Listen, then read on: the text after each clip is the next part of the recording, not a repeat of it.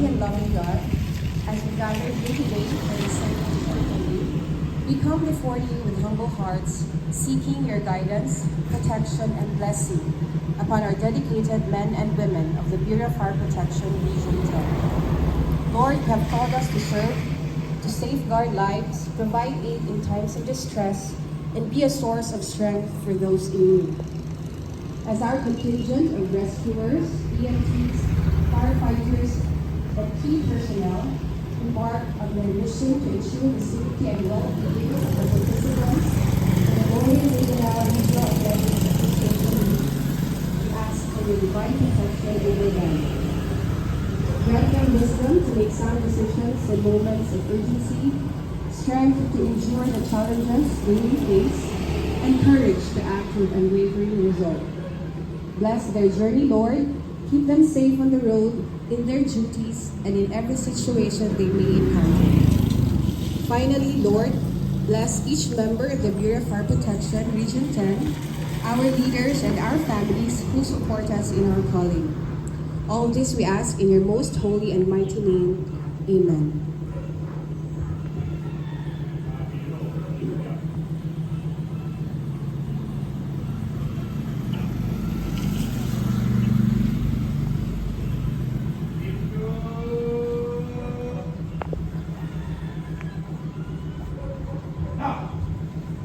Ladies and gentlemen, the Philippine National Anthem.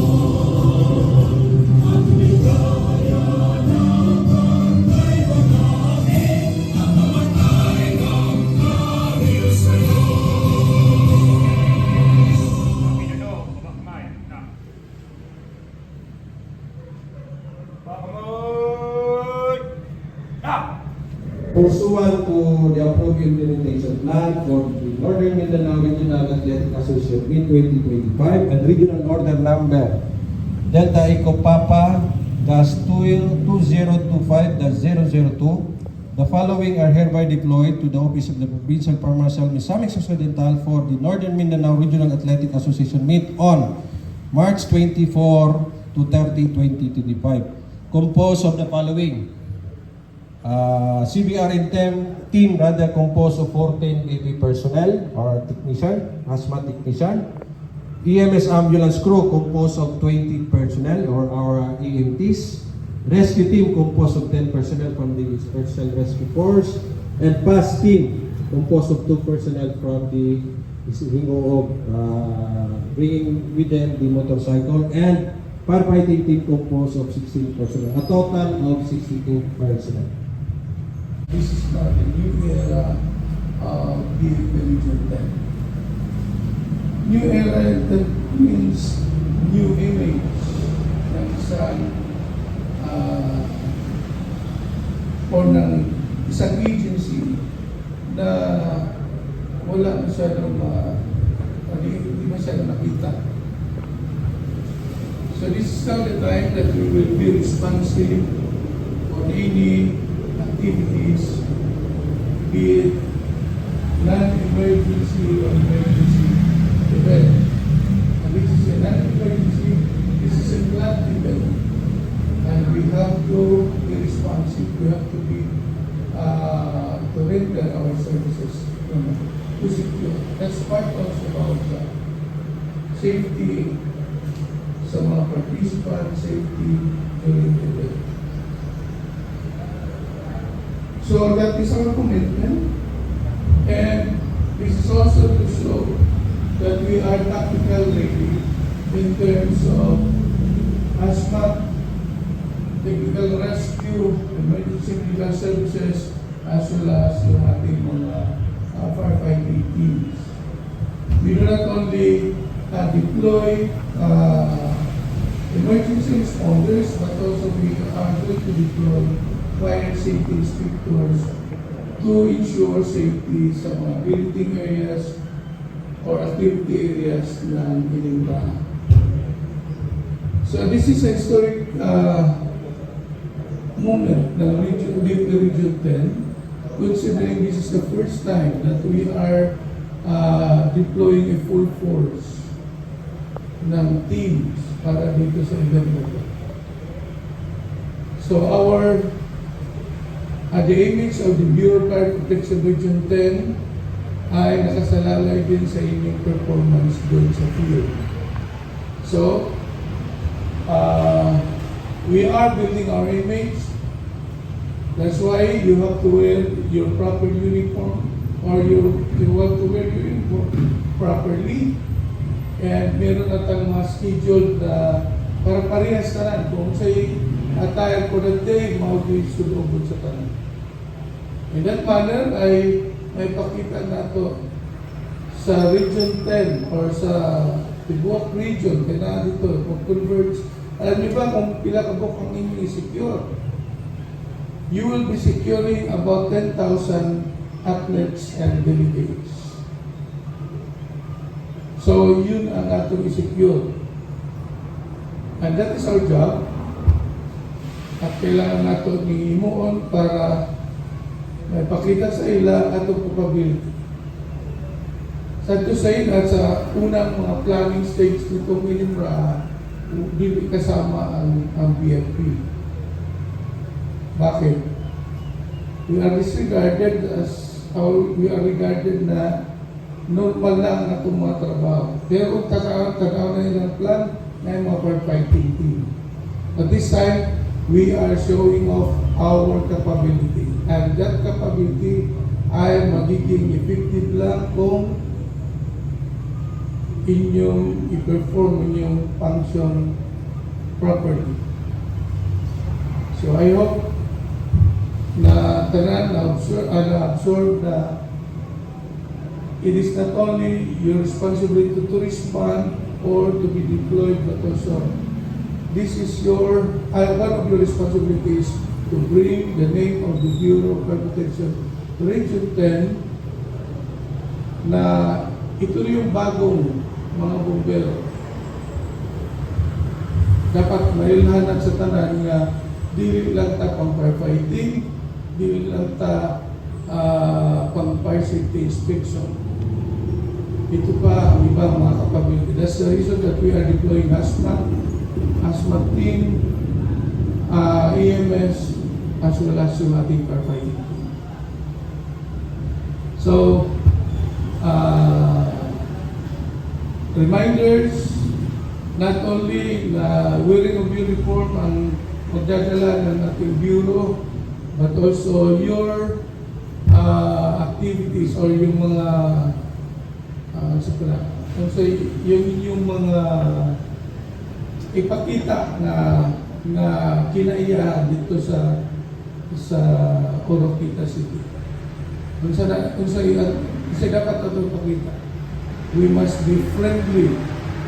So dapat ang BFP ang makita dito sa Oroquita, best friend forever. Best friend parate. Mga BFP. Okay? So wear your uniform properly. Wala pa basig na first day pa lang kita ito nakasabit na yung uniform. So walay yung sa habang naka-deploy, kung sa uniform mo ay sulobon.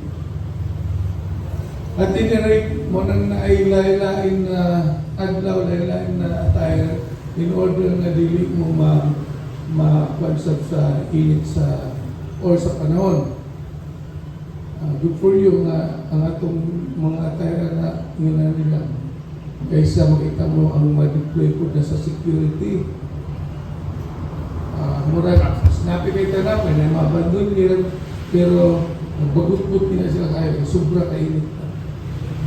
Nakakiblan na. So, good for us. Mga itong attire, but we will also have the changes ng uniform para dili sa kahirap sa atong responses.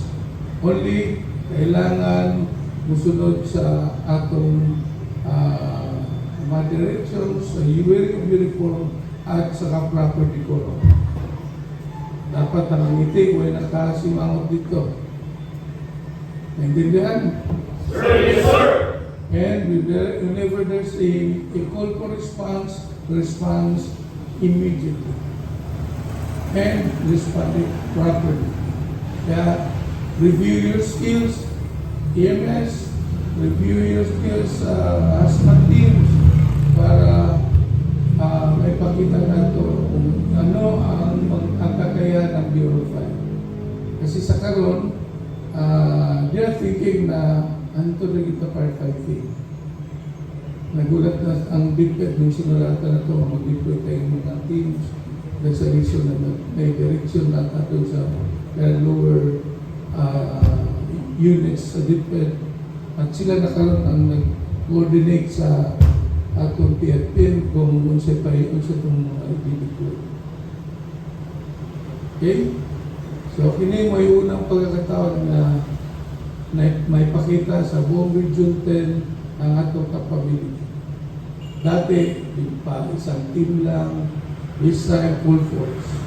And this will be the start of our new deployment scheme. Whenever na merong big event, we have to deploy, we have to show off our capability. In that manner, I believe na tayo mga nasa background lang. We are the front line on ASPAT, on EMS, at walang agency na maka-atpar sa atin yan. Tandaan nyo yan. Technical rescue atin yan. May pakita lang, capability ng kalagan nato kung ato ko nang ipakita sa ila or ang atong readiness may pakita sa ila during this time or during this kind of event. Okay? So I hope na everybody is ready, and most of all, always ask the guidance of God Almighty for His protection during our stay in Oroquita, during our travel. Always find ways to ask God first before you will be deployed every day. Okay? So, I'm so happy that we have this kind of teams at ito yung ato ipakita sa community. So, mabuhay ang Bureau of Fire Protection Region 10. Mabuhay ang atong mga magigiting na personnel. Good luck and God bless sa inyong deployment sa Inimara. Thank you. Thank you very much for your guidance, sir.